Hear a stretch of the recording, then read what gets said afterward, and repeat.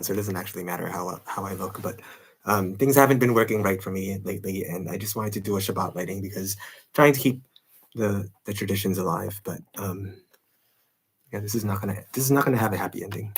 But we knew that from the beginning, so I'm sorry for all those that are gonna be disappointed. But yeah, it's not gonna happen. I keep telling you that.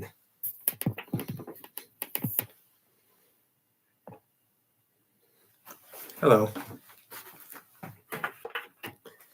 Okay, so I just wanted to do a Shabbat lighting to try to keep the traditions alive before the sun totally sets. Um, it is a dark period for me because I have been having a lot of questions lately about whether or not I want to continue living here, especially without a dwelling. Um, and I just wanted to, when it gets darkest before the dawn, so I wanted to light a kindle. I wanted to kindle a flame of hope for those of you that are watching this, or if there's any of you watching this, because I wouldn't be surprised if they cut this off, if they don't let me actually post this. It would only be the last event in a long line, a long list of insults. But for the Shabbat Bride, for keeping the dream alive, for the hope of a unified Israel, and for the hope for the Mishkan and the third Beit Hamikdash. May we kindle the flame of hope. Tikvatenu, Tikvatenu, for Amanah, for Betahon, for Tikwala. I light the flame. Yeah, I light the flame of Shabbat. For the Shabbat Bride, it would be before I tried to light the Sakayan menorah, the eternal undying flame of Haaretz Israel, the menorah, which I would have lit, on Purim Katan and on Pesach Sheni, in the year of the two Adars. For there's something fishy about the two Adars. They're not gonna let me post this. I just know that they're not.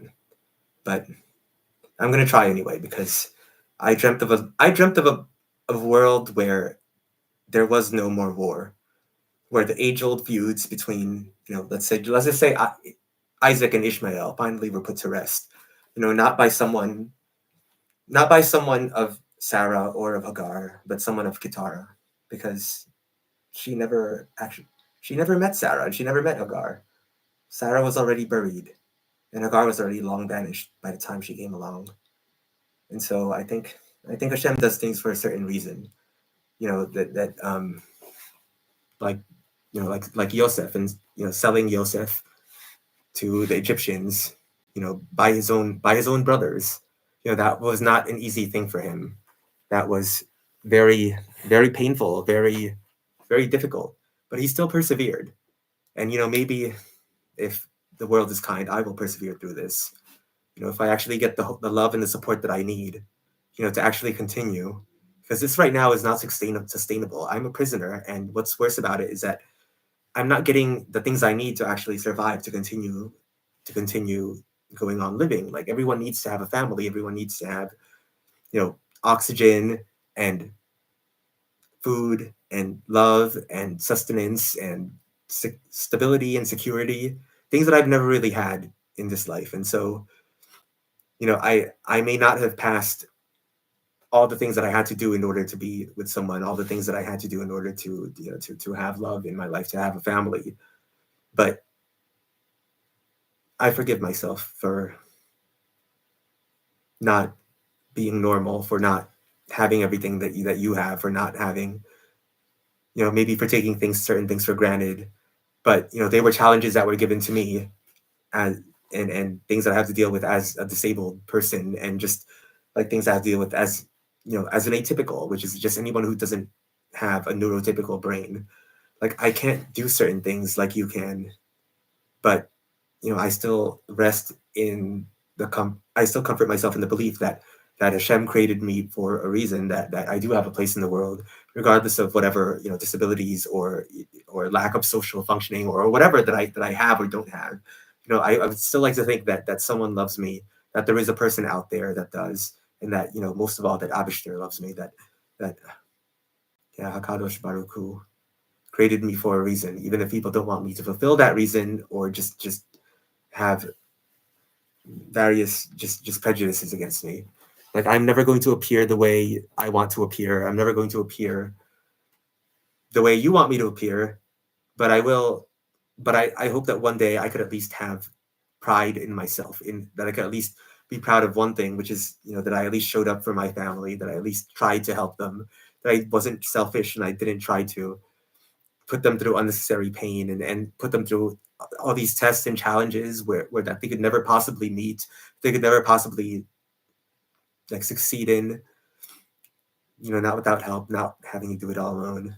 And that, that's somewhere out there, someone does value what I have to offer, that I do belong somewhere to some kind of tribe or some kind of family. But right now I don't belong to any. I light the flame of Shabbat, that I may keep the hope alive, because my hope is slowly dying. I don't want to continue this anymore. I've held on for so long already. And like I shouldn't have to suffer for your sin. And I'm not going to. Yeah, you're going to show up for me. Or actually, you don't compromise with terrorists, and I'm not a terrorist. But I do want to go home. I want to stop suffering. I want someone to be there for me, to show up for me, and I want, honestly, that person is not. I can't give that person what he or she requires. The kind of anonymity, safety that they require. But I'm not safe, and I didn't have that choice. I don't have anonymity. I don't get to have privacy. I don't get to have much of anything really. But I still did this. I still put myself on the line for you. And when I'm not going to meet your particular requirements for today or last Sunday or tomorrow or for I'm not going to meet them. I'm just going to die because no one is showing up for me, and I need other people to live. Like, they keep mining me and taking, and they don't give anything back. They don't give anything back to me that I actually need to sustain myself, to live. Like, I need love. I came here for a family. That's the only reason I came here for. And to deprive me of that is torturous, is inhumane, and is evil. I don't even care about your petty worldly politics and your rat races, the various ways that you use people to advance yourself and to hurt others and to exploit, to rape the world, just to enrich yourself. And you, who were born with so many things, who were given so many advantages and so many just gifts, you squander it. You're not grateful. You're not grateful for what you've been given. I am. And like, I wanted more though. Like, I wanted to have a family. I wanted to have a partner. I wanted to have love in my life. And I was prepared to offer that person so much, but they couldn't offer me back, what I needed to keep on going. And so I'm not going to keep on going. The thing is, all of you people are wrong. Like, every time you make fun of us and like you think that this is going to have a happy ending, that you think that we're going to end up together, that there's going to be some kind of fairy tale story with a fairy tale ending. Like, I'm there looking at you and I'm just there thinking, like, you're wrong, because you don't actually know us. You don't know him. You don't know him. Yeah, Levi doesn't sin.